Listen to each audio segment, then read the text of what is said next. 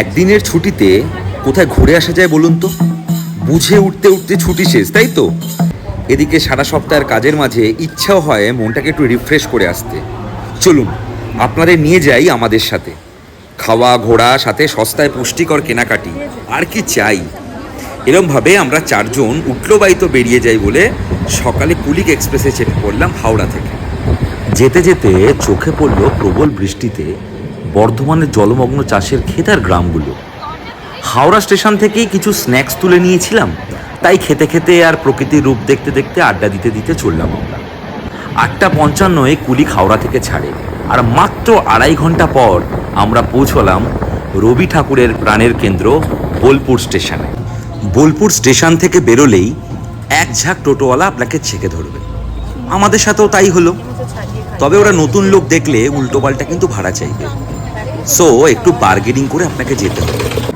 আমাদের চারজনের 220 টাকা ভাড়া শেষে বার্গেনিং করে 150-তে ফাইনাল করে আমরা গন্তব্যে রওনা দিলাম। জানি এখনো ভাবছেন কোথায় যাচ্ছি, তাই তো? এই তো, নামলেই সব জেনে যাবেন, তাই ভিডিও শেষ অবধি দেখার অনুরোধ রইল।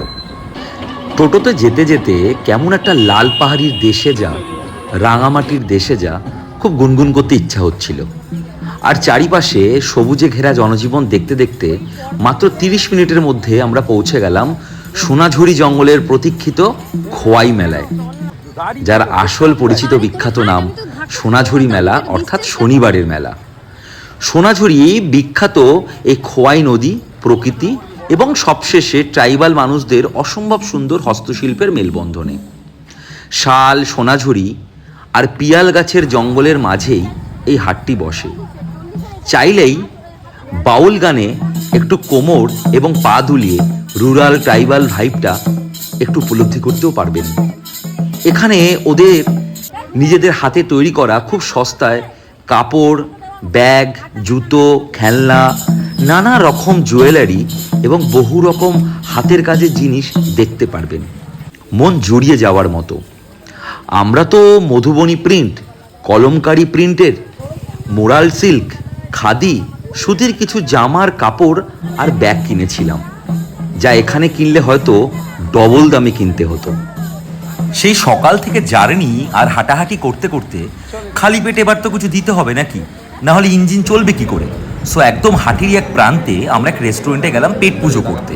এখানে থালি সিস্টেম, আগে পেমেন্ট করে কুপন নিয়ে টেবিলে বসে যাও, বাকি ওরা টেক কেয়ার করে নেবে। রেস্টুরেন্টের নাম রামশ্যাম রেস্টুরেন্ট। এখানে এসি নন এসি দুয়েরই ব্যবস্থা আছে। আমরা এসিতেই বসেছিলাম। খানিকক্ষণ বসার পরই চলে এলো পেট পুজোর সাজানো থালি।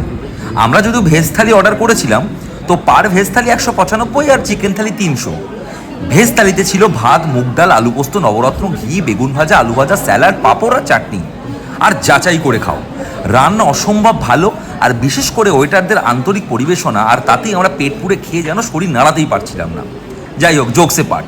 এইভাবে মোটামুটি সারাদিন কাটিয়ে বিকেল 4:30-র দিকে আবার টোটো ধরে স্টেশনে এসে গণদেবতা এক্সপ্রেসে 9:30টায় হাওড়া স্টেশন। সুতরাং এই একদিনের প্ল্যান চাইলে আপনারাও করতে পারেন। ভিডিওটি ভালো লাগলে শেয়ার করে আরও মানুষের কাছে পৌঁছে দিন, আর ফলো করে আরও এরকম ভিডিও দেখার জন্য অপেক্ষায় থাকুন। ভালো থাকুন আর প্রকৃতিকে ভালোবাসুন।